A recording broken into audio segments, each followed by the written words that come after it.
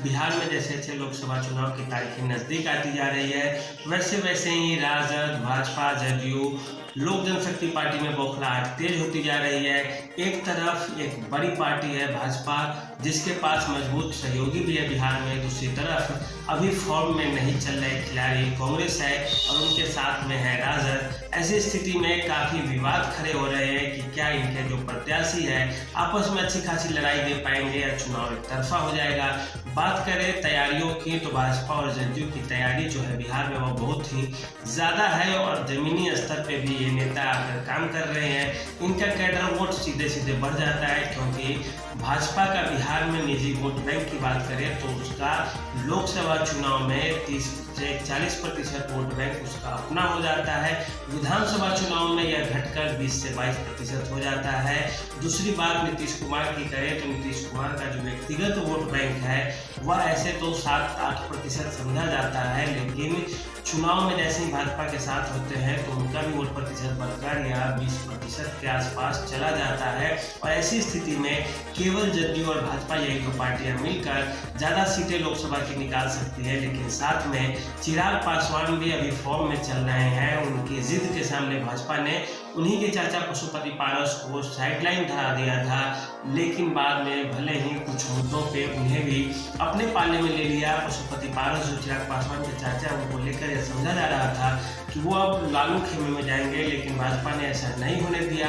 भाजपा ने अपने एक मजबूत दोस्त या पुराने दोस्त को भी साथ रख लिया। भले ही क्या समझौते हुए हैं उसकी बिंदु क्या है वे तो अलग चीज़ है, लेकिन यह जरूर है कि इन वक्त पे जब सहयोगियों की जरूरत थी भाजपा ने एक सहयोगी को भी खोने से खुद को दूर रखा और उन्हें फिर से अपने पाले में लाया। उन्होंने पशुपति पारस ने अपने ट्विटर हैंडल एक्स, अब तो एक्स हो गया सोशल मीडिया प्लेटफॉर्म, उस पर सीधे सीधे मोदी के परिवार करके आए हैं और फिर से वे बोल रहे हैं कि हम एनडीए के सही प्रत्याशियों की मदद करेंगे। 40 लोकसभा सीटों पे उम्मीदवार हम नहीं उतारने जा रहे हैं और वे भाजपा के और जदयू के जो उम्मीदवार होंगे उनकी वे मदद करेंगे और यह एक तरह से भाजपा के लिए बहुत बड़ी जीत मानी जा रही है। वहीं कांग्रेस और राजद की बात करें तो पप्पू यादव और कन्हैया कुमार को लेकर पूर्णिया और बेगूसराय सीट को लेकर बवाल मचा हुआ है।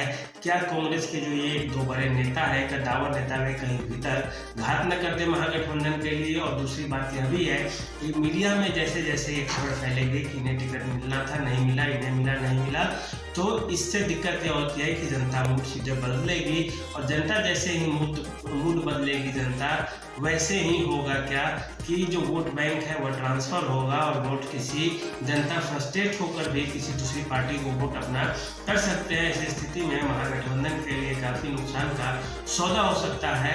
और दूसरी तरफ जो जदयू और भाजपा और लोजपा मिलकर चुनाव लड़ रही है इसमें कोई कुछ नहीं बोल रहा है, सारे एक दूसरे के लिए मिलकर काम कर रहे हैं। चिराग पासवान जो नीतीश कुमार के घोर विरोधी समझे जाते थे वे भी मिलते हैं।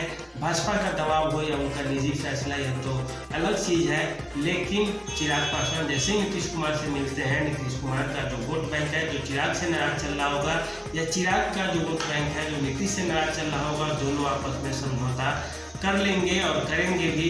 इसके साथ भाजपा का वोट बैंक मिलेगा और इस तरह से ये जो तीनों चारों पार्टियां हैं ये मिलकर काफ़ी मजबूत दावेदारी के साथ चुनाव लड़ेगी और जनता का जो मूड है और रुख है उससे अपनी तरफ साधने की कोशिश करेगी।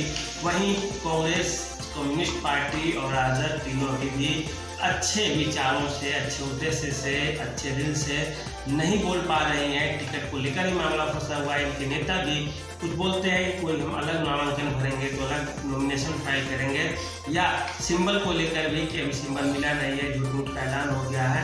तो इस तरह की चीज़ों को लेकर अभी भी गहमा-गहमी बनी हुई है। भाजपा अपने कैंडिडेट को टिकट भी काटती है तो वो कुछ नहीं बोल पाते, चाहे वो शिवहर से सांसद रामा देवी हो या बक्सर से अश्विनी चौबे हो, ये सब भी कुछ नहीं बोल रहे हैं। यहाँ तक कि सूरज भान जैसे बड़े नेता भी नहीं कुछ बोल पा रहे हैं। जो पशुपति पारस के खेमे से आते थे उनका टिकट भी कट गया है और चिराग पासवान भी अच्छे से काम कर रहे हैं और ये सब कुल मिलाकर 40 से 40 लोकसभा सीटों पर अच्छी मजबूत स्थिति में और लड़ाई में है।